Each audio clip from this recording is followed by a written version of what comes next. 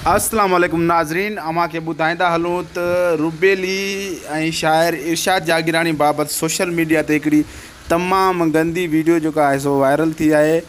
नाज़रीन, अमां खे ॿुधाईंदो हलां त हींअर ताज़ो ई इरशाद जागीरानी ऐं रुबेली उन वीडियो क्लिप बाबति बयानु ॾिनो आहे। त दोस्तो हलूं था पहिरियां उन वीडियो क्लिप में, त उहो वीडियो क्लिप कहिड़ो आहे ऐं उन क्लिप में छा पियो चयो वञे। तव्हांखे ख़बर आहे मां चुॾ खणी घुमंदी थी वता ऐं जागीरानी जहे नथो। जी व्यूअर्स, वीडियो तव्हां ॾिठी रुबेली जी। व्यूअर्स, सोशल मीडिया ते इहा जेका वीडियो आहे सो तमामु घणी वायरल थी आहे। नाज़रीन, हिन वीडियो खे माण्हू मुख़्तलिफ़ रंग ॾियनि था। के पिया चवनि त रुबेली आहे, त के वरी चवनि पिया न एडिट थियल वीडियो आहे।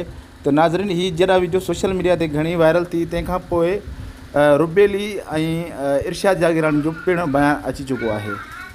जी व्यूअर्स, इरशाद जागीरानी जो चवणु आहे त आई एम स्टैंड विथ रुबेली।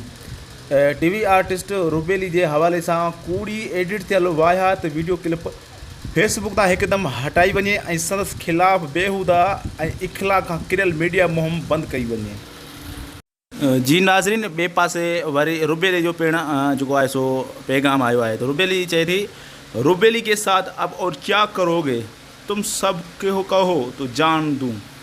त नाज़रीन, ही रुबेली जो बयानु हुयो।